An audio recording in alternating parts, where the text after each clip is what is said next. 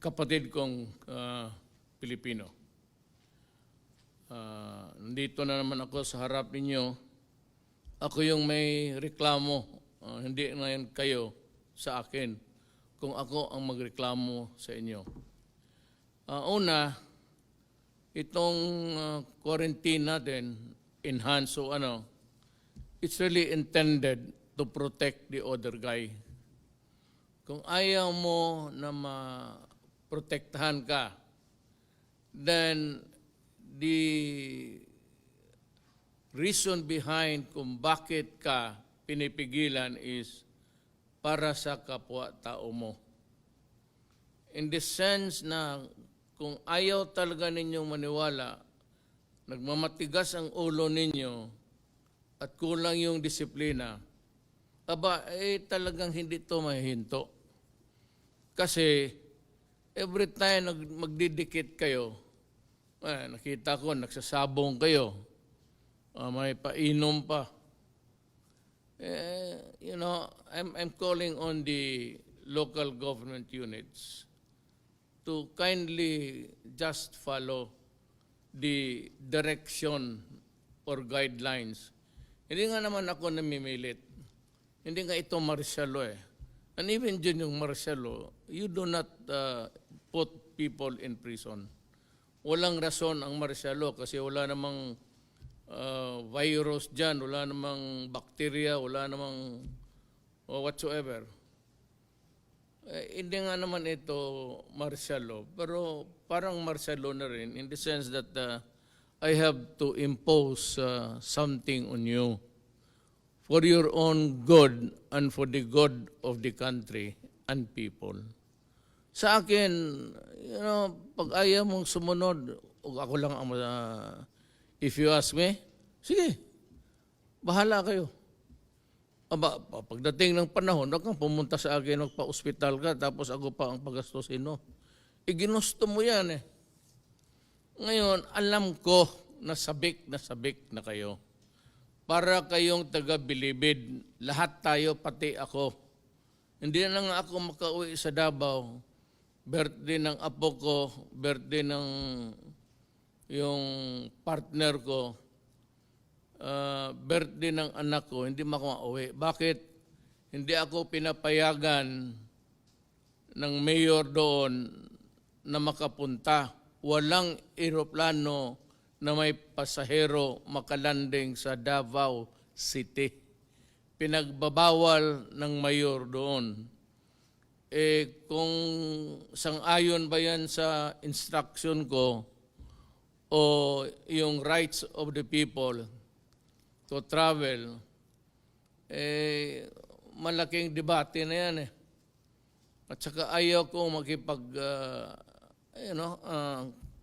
quarrel with anybody, especially the mayor of Davao City na anak ko, hindi naman nung patalo yan. Magsisigawan lang kami, mukhang gago kami sa publiko. So, sundin lang natin. Ako mismo, gusto kong umuwi, birthday ng anak ko, birthday ng apo ko, birthday ng partner ko, hindi nga ako makasakay ng eroplano kasi hindi ka palan, you are not allowed to land. That's the problem.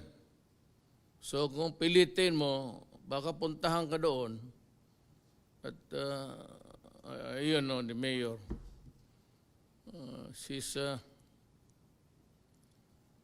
baka doon mismo bulyawan kaming lahat. Wala tayong magawa dyan kasi yun ang patakaran niya to protect the people of Davao City. Wala ho may gusto. Ako mismo naiinip na. Nagmumura na ako. Every time I wake up, kakain ako, breakfast, nagdadaldal na ako sa, ito, yung, ano bang klaseng buhay inabot natin dito sa mundong ito ngayon. As far as I can remember, walang ganitong nangyari, yung epidemic. Epidemic is kung sa Pilipinas lang. Pandemic is yung buong mundo. tayo ang nakatikim ng pandemic. And ang sakit nito, mahirap awahin.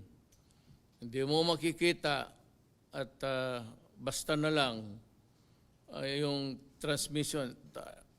Sabi ko nga, I do not believe na yung sabi 2 days after the warning, nag-lockdown ako. I believe that even during the previous months, meron na yan at nakapasok na dito. Hindi lang alam ng mga tao. So yung hindi nakapag-ospital, mahirap. And that is a very terrible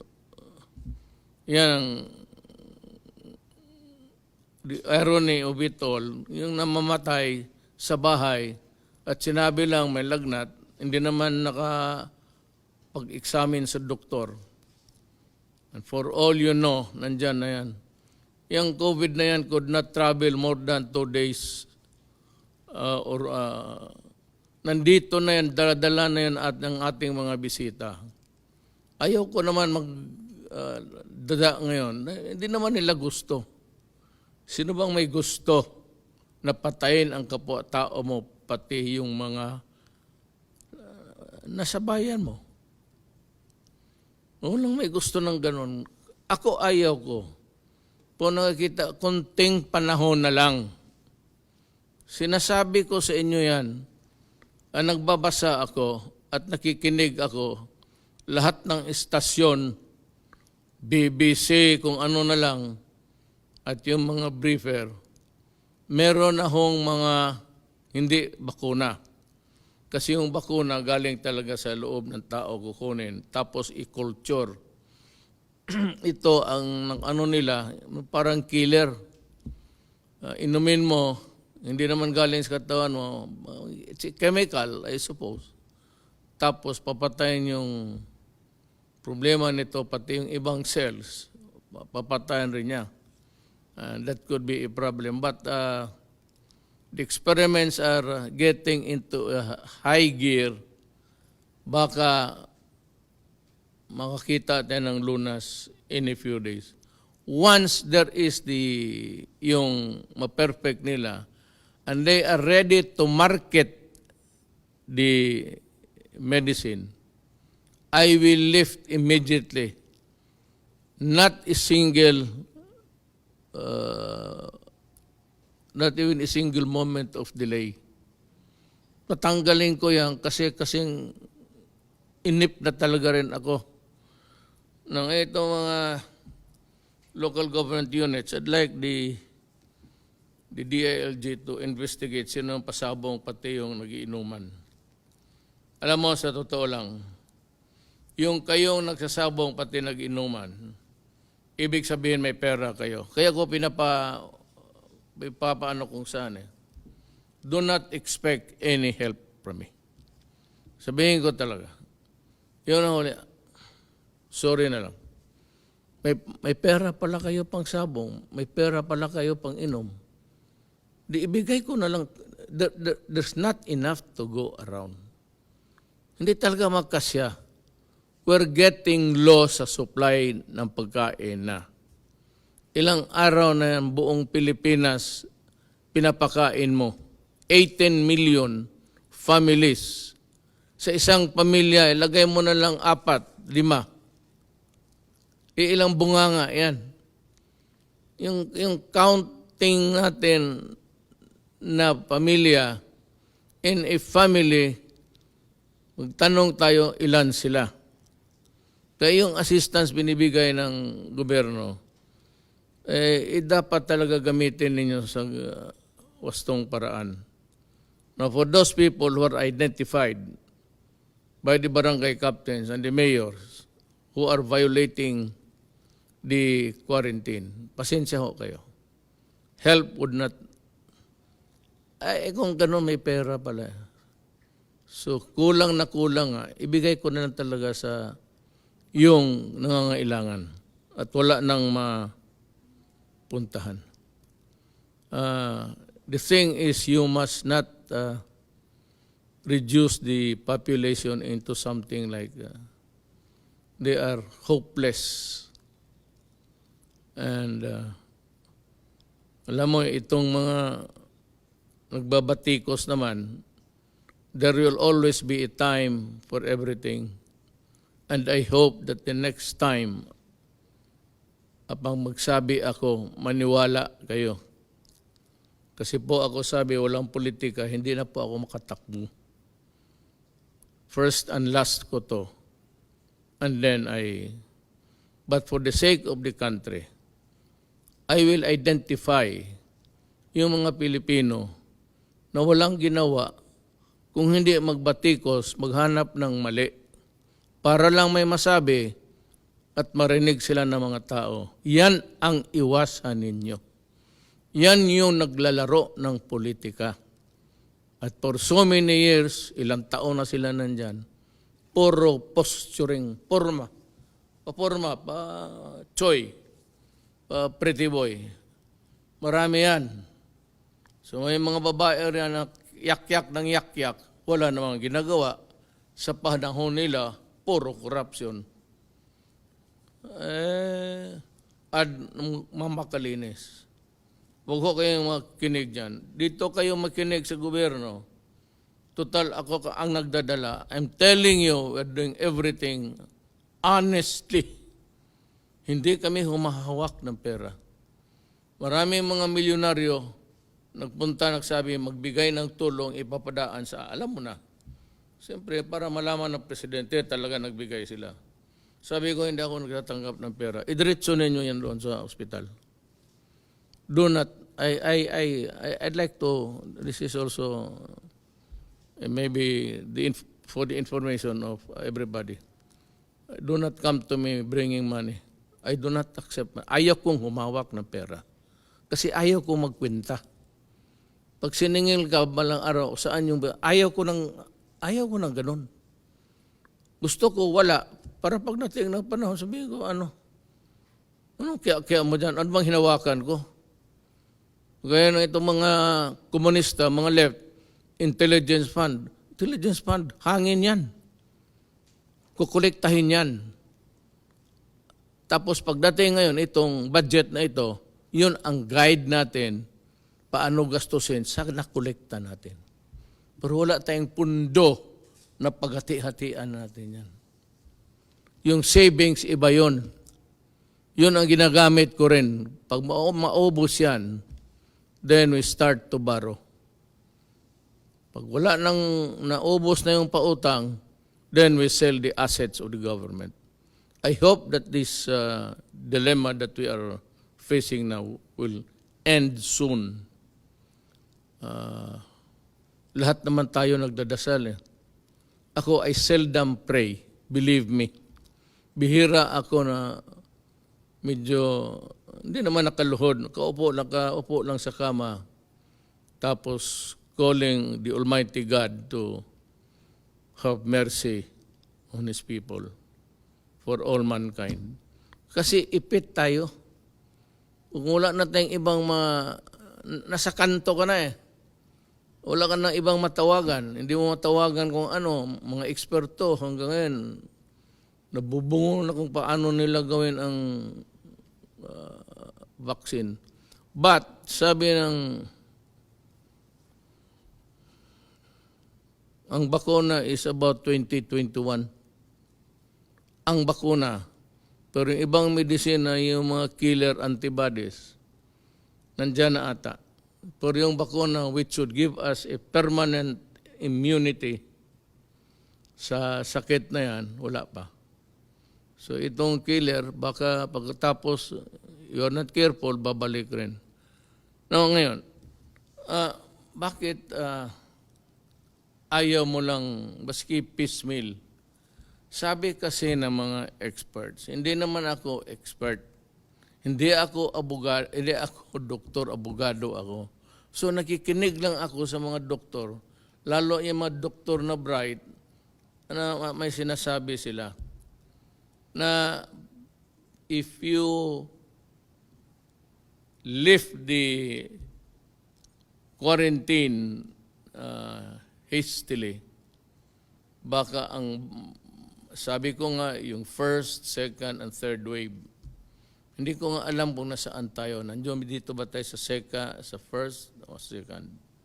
Kung nakinig kayo sa akin the last time, maintindihan ninyo yung salita ko. Kung hindi nakinig, wala na akong magawa. Hindi ko na balik-balik yan dyan. Mapayag naman ho tayo sa makalabas kayo, makabili ng pagkain to survive.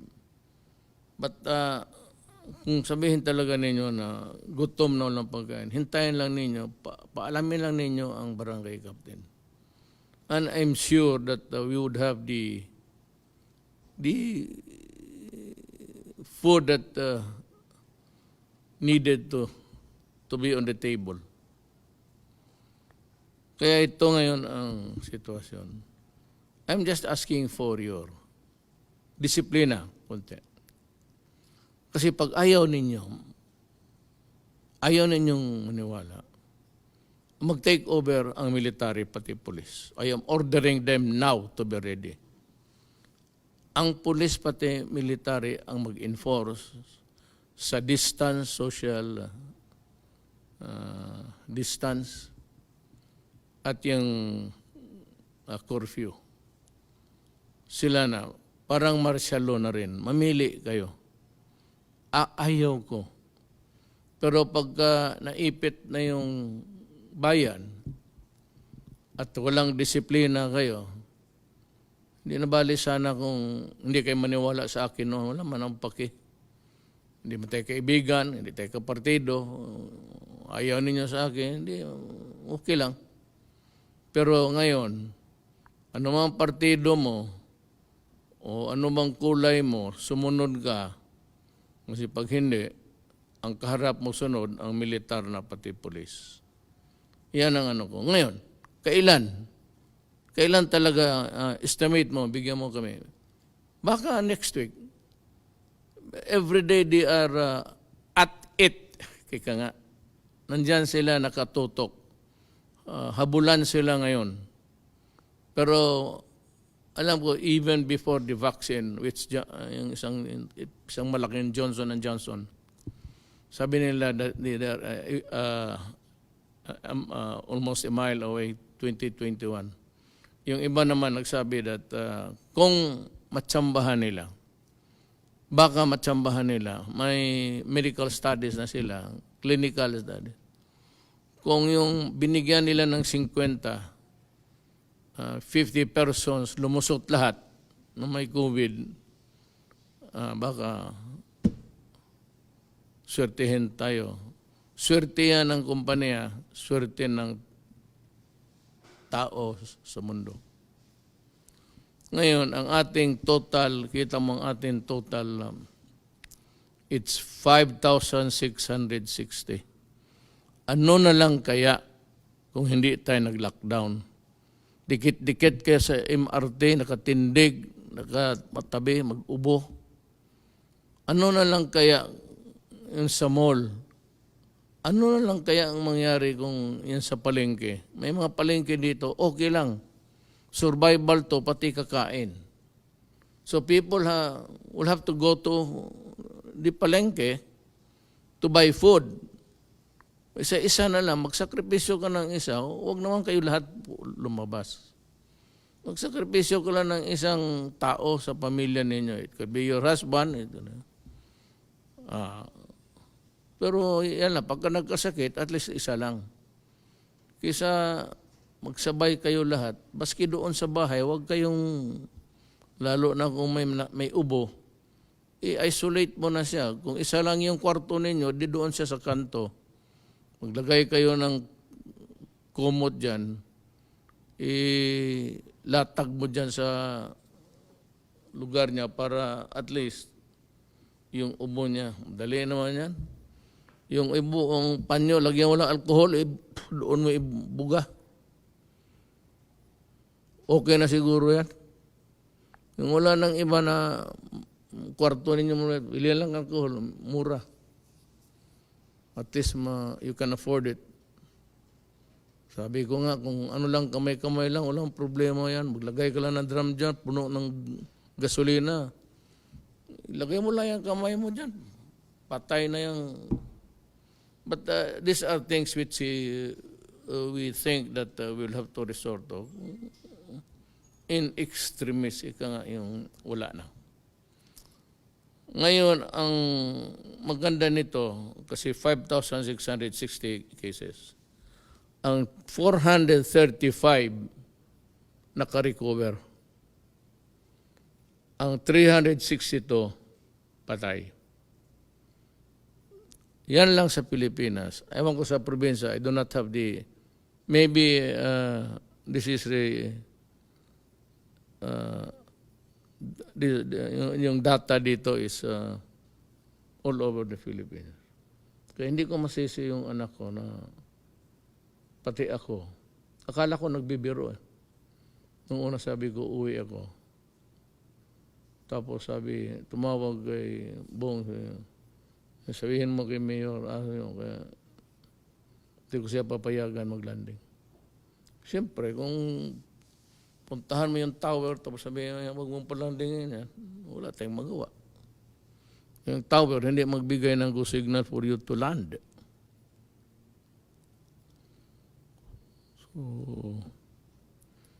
So ulitin ko yung nahuli.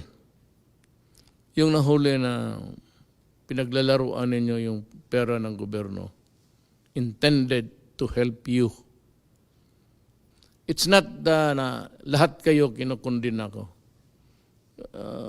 Probably there are about 80% na ano. Pero yung 20% mga tarantado talaga. Ang problema, kung yung pamilya na yan, yung asawa, kasali sa 20%. So, magsusugal ako ngayon. O para sigurado, ang pera hindi masugal, hindi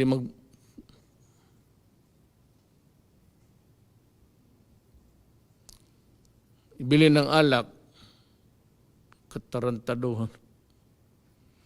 Yan, alam mo sa totoo lang kung maharap mo ako, maniwala ka hindi, sapakin kita. Totoo lang. Ngayon kang lumaban ka, pasensya ka.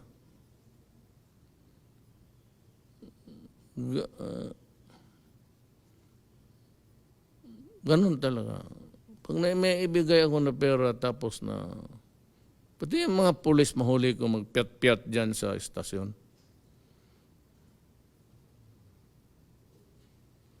Tagdalawang suntok yan. Maglilinya yan.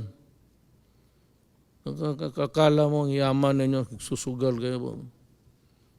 Kulang na nga ang pera, buti ngayon, dublado na, isugal pa ninyo. At saka yung mga gagong pulis na sasabungan lang palagi. Wala na nga pera para pang pamilya, waldasin pa ninyo sa mga bagay ng inuman, sugat. Kaya sabi ko, maabutan ko kayo. Maniwala ka. Taga mo sa kung saan mo itaga yan. Sa bato, sa tubig. Talagang sapakin kita. Ngayon, mag-away man tayo kasi masaktan ka. Di ikaw. Anong gusto mo?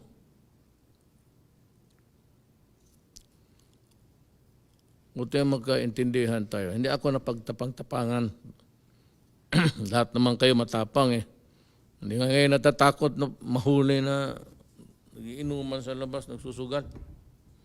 Kung ang tawag mo dyan, kung hindi, ano yan, kung hindi katapangan. So lahat tayo, parang inyong katapangan ninyo, letse, mga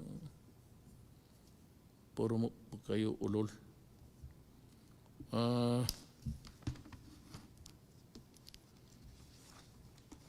Tong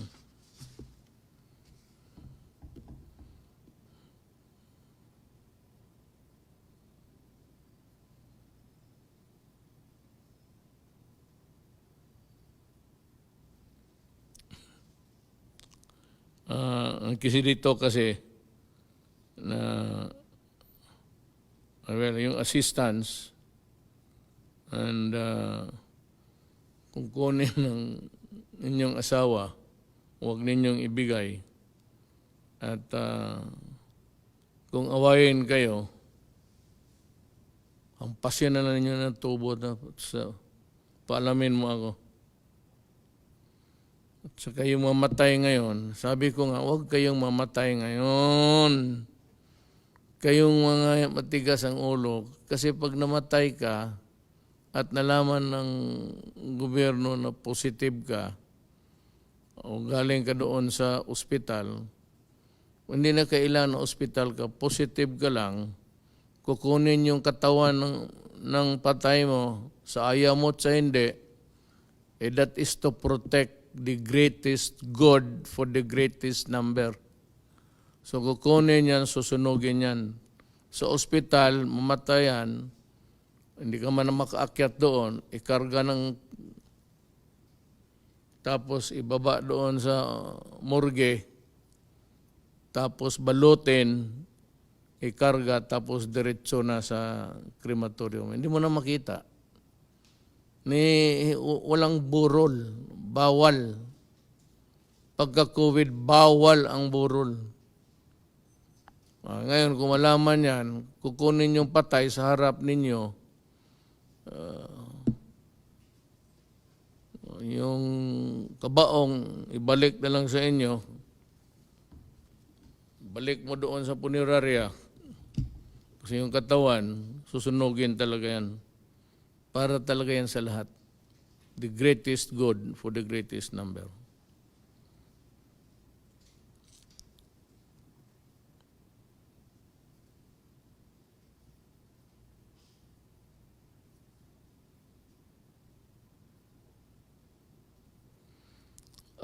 Gobyerno lahat. Hindi kayo makapili ng crematorium. The procedure as outlined by the Department of Health, hindi sa amin, masunod talaga. Ito namang may-ari ng crematorium, may I ask you to maintain yung presyo ng cremation before, ante quarantine. Ibig sabihin, yung presyo na wala pa tayong problema, yun ang ibigay ninyo. Nakikiusap ako. Total negosyo yan eh. Kumikita kayo ng pera, sunusunog yung katawan. So, ngayon, kung taasan ninyo yung presyo, tapos iiwan ko yung patay dyan sa inyo. Sabi, sunog, magkano, ito. Tapos sabi ko, huwag niyong taasan ninyo. Tapos magsabi sila, tawag sa akin, Mayor, ayaw man, ganito yung presyo nila. Sige, iiwan niyang patay dyan. Iwan niya sa hagdanan nila. Bahala na sila niyan. Tsaka itong hospital, alam ko delikado. Alam ko in ordinary times, talagang unreasonable. But I said we have a crisis and it's killing people. Ngayon, pag sa ospital, wala kayong kwarto na segregated for COVID patients because doon sa ibang hospital sa ninyo gustong dalhin, mahirap yan. You better, pagka ganon, maghanap kayo ng kwarto dyan sa labas, ilagay ninyo yung pasyente doon. Or, bahala na kayo. It's up to you to maybe really yung hatiin mo yung isang ward, tapos sirahan mo at institute the measures to protect the people, including the health workers. 9 hospitals ang nagtanggi. Mahirap siya ito, maghanap ka pa ng Tagalog. There are 9 hospitals who refuse to accept patients. And therefore, we are calling, not after the COVID crisis, but I'd be asking today the Department of Health to start the investigation. And I'm sorry, but you know, there are rules to be followed. And when you begin to the rules, yan ang ganun tama, kakaproblema tayo. Hospital kayo, you are the sanctuary of the sick. You do not choose the ailment of the patient you are accepting. It is not just simply not within your power. Morally, kaya maghanap kayo ng paraan kung how to deal with the problem because you are a hospital. But sabihin mo na papasukin mo, mahawala, then that's a problem. You might want to start asking questions, build a tent there somewhere, doon muna ilagay, then you can determine. And I'm sure it will not be unreasonable. You're also trying to protect everybody in the hospital, including the sick patients. So I can understand. You can build a makeshift thing, plus tent or what, and you can do the investigation there. Well, at a distance. But whether or not it is really enough, that is your problem. You are a hospital. So kung hindi mo kaya maging hospital, sasarahan na lang kita. Why pretend to be a hospital when you are not a hospital? Because you cannot choose the patients that you have to attend to medically. I hope I have made myself very clear on this.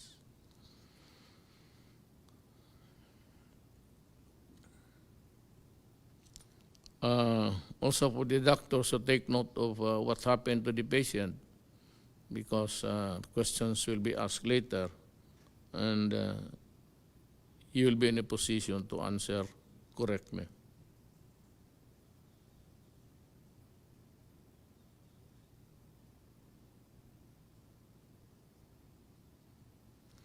Yung tao na hinuli, you have to, I know that the police, military, and everybody else, for that matter, just want also to enforce the law. But kung yung tao naman nakita mo and you are satisfied with the explanation, kung nagdala ng karot saan niya nakuha para pakain sa pamilya, sabihin mo saan siya nakatira. And kung hindi na wala namang sakit, for the police to ipasa na lang.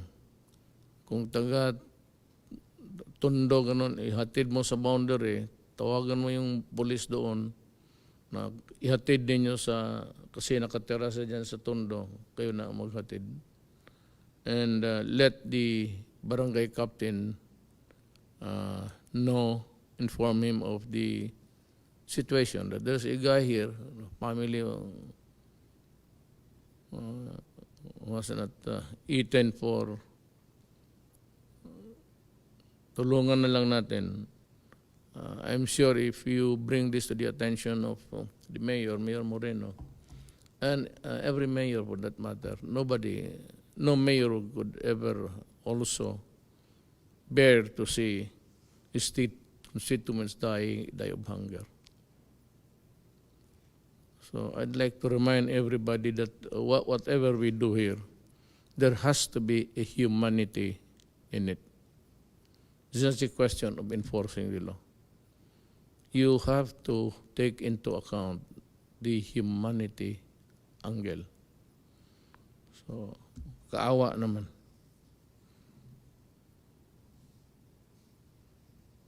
Konting tiis lang, sabi dito, kunting tiis nga, ako mismo, sabi ko sa iyo, 3 birthday. Ang masakit sa akin kasi ang nagbawal sa akin mag-land, ang anak ko. So sa panahong ito, kung ano yung pinapaira nila na batas, wala akong magawa. Because they're trying also to protect the people of Davao City. It might be a very noble gesture, but it can sometimes be cruel because people from the outside cannot enter Davao. Maybe you are allowed to leave, but to enter, wala na pati yung mga bus galing Bukidnon, North Davao, Del Sur, Occidental. A lot of those residents may mga anak, nag-aaral.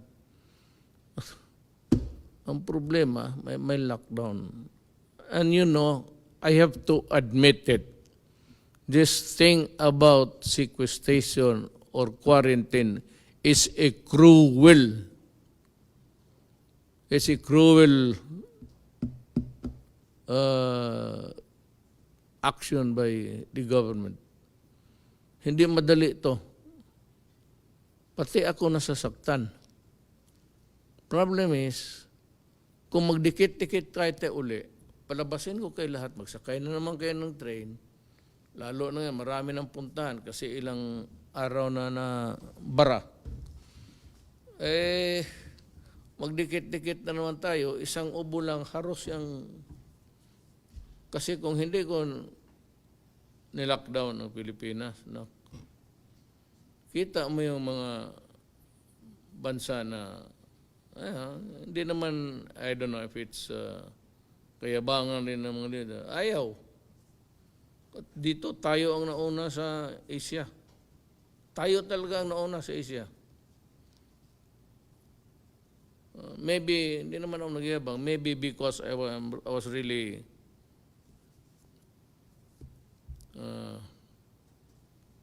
talagang kinumpleto ko yung pagka mayor ko para maalagaan ko kayo. Sorry, I'm not given to use the word president. Kaya sabi nga nila si Duterte hindi presidente. Tama. Tama, hindi ako presidente. Kung anong asta ko? Mayor. Bunganga ako, mayor. Lahat ng galaw ko, mayor lang ako. Ngayon, kung may standard kung paano gagalaw ang presidente, wala pa akong nakita.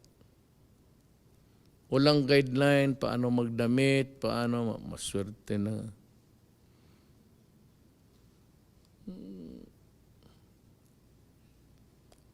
Wala. Pero ito yung, ako yung si ako.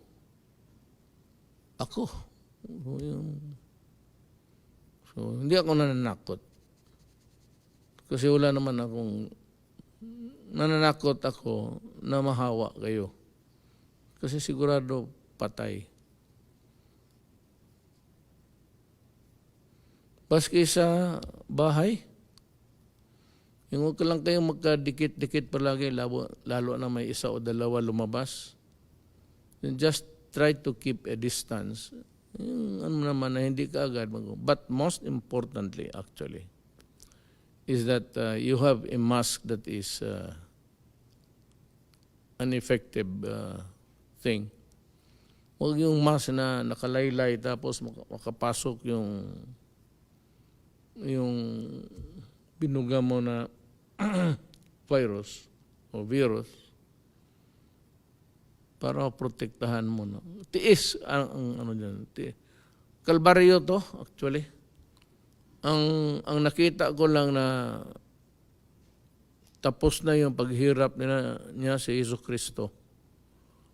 Kasi dumaan na ang Biyernes Santo, Sabado de Gloria, Sunday nabuhay na siya. Pero tayo parang patay ngayon. Ewan ko ba kung itong ating universe, isa lang tayo sa billions, no? Hindi ko talaga masabi kung bakit ganito ang nangyari sa atin. Sa bahay, mag-mask kayo.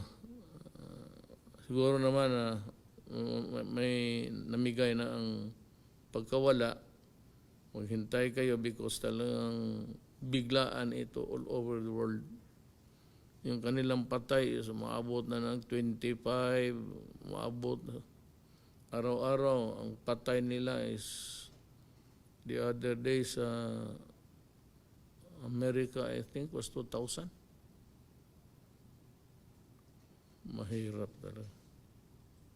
Buti tayo ganito na. Dahil nga sa, hindi akin yan ha. Baka sabihin mo, napakahusay ni Duterte kasi nag-lockdown.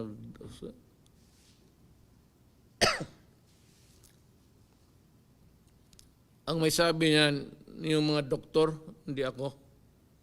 Hindi akin itong social distancing. Itong distance rule. That's not mine. Hintay lang kayo. Sabi ko, pag nandyan na yan bukas, may mga ano na yung iba atat na rin yung gusto nila ilabas yung kanila antibodies na. Wala ng proseso, antibodies na. Yan, yung iba, usually magkuha ka kasi ng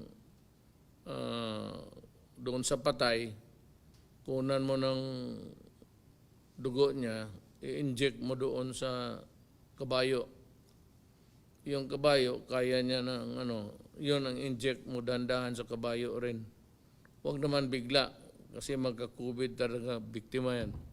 Dahan-dahan lang, handang ma-immune.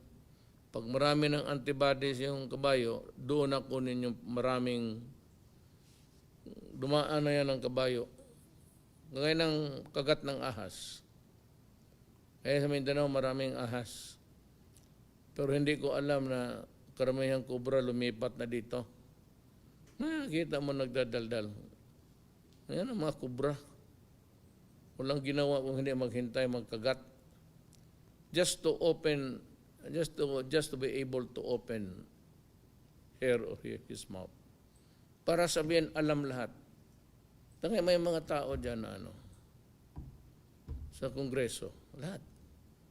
Na baski anong topic, may masasabi talaga. Ganoon yan eh. Magdagdag. Kaya ayaw magpaiwan. Sabi ko, there will always be a time for reckoning. Dating ng election, sabihin ko sa inyo, kung sino yung tao na dapat pili. Pumili kayo ng baka may next COVID. Kikita mo naman kung sino-sino sila.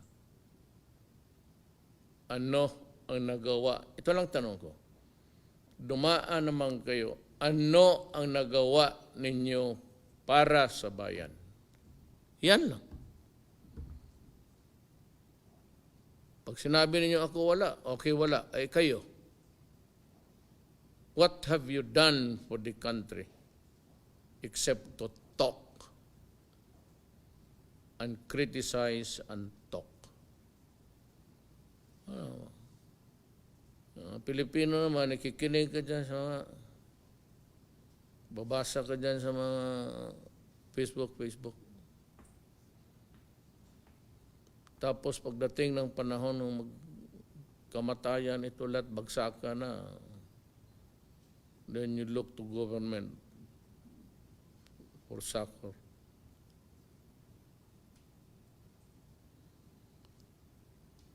So yan lang ang maibigay ko sa inyo. Kung ano ninyo gusto, kwentuhan ko kayo sa anong gusto ninyong kwento.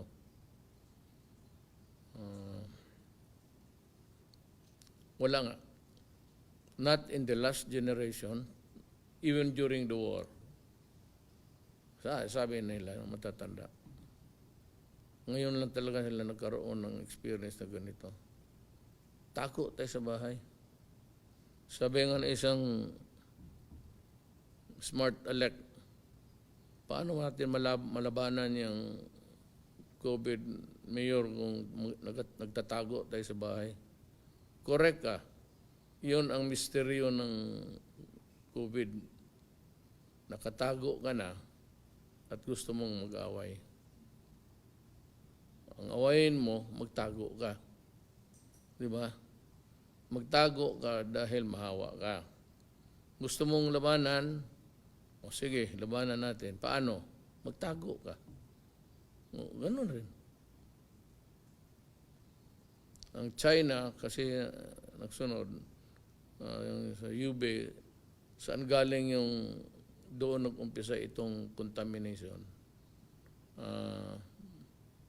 Okay na. Nag-lockdown sila 59 days. Nung isang araw, binuksan nila. Maligaya na sila. Sumunod kasi wala na silang positive. Not one of, not even one sa population. So, sunod lang tayo, baka magkaroon rin ang mangyari para magpasalamat tayo. Again, I said, I know it's hard. Alam mo, sa totoo lang, gusto ko na lumabas kaya alam mo bakit? We are running low. Low as in low yung ating supplies. Sabi ko nga, we cannot feed you forever hanggang kamatayan. Hindi ka naman paggamot lahat ka agad-agad. Ilan lang ospital. Wala man ang hospital na libo . Kaya we had to go for yung makeshift hospital for the numbers. At yun namang mga may-ari ng mga buildings, mga hotels na who so generously offered. One day I will maybe go to you and thank you personally for helping us. In the meantime, mga kababayan ko, kunting panahon na lang. Kung may access kayo sa internet, nandyan lahat, nilalatag na nila kung ano. So, wag na yung vaccine. Itong mga killer antibodies na lang. Kasi kung mabili yan, in mass production, mabigyan ng quota yung Pilipinas at sufisyente, I will lift ang medisina lang kailangan ko. Vaccine 2021. Kung baga ito, kung bacteria, antibiotic, penicillin, gano'n. So, pinapatay yan. Hindi dahil sa katawan natin, kung hindi dahil sa injection. Kunting panahon lang. Kunting tiis na lang talaga. Nakikiusap ako. And besides, I said we are running low sa supply. So, we are negotiating again now. If we can have, we can borrow. Kasi yung may sabi mo na $500 million, part of that really is to control COVID. So, may mo talaga yan. Hindi mo pwede gastusin yan sa infrastructure. It's intended just for the human being. So, dadating rin yung panahon na yan. In the fullness of God's time, the antibodies and the vaccines will come. Maraming salamat po.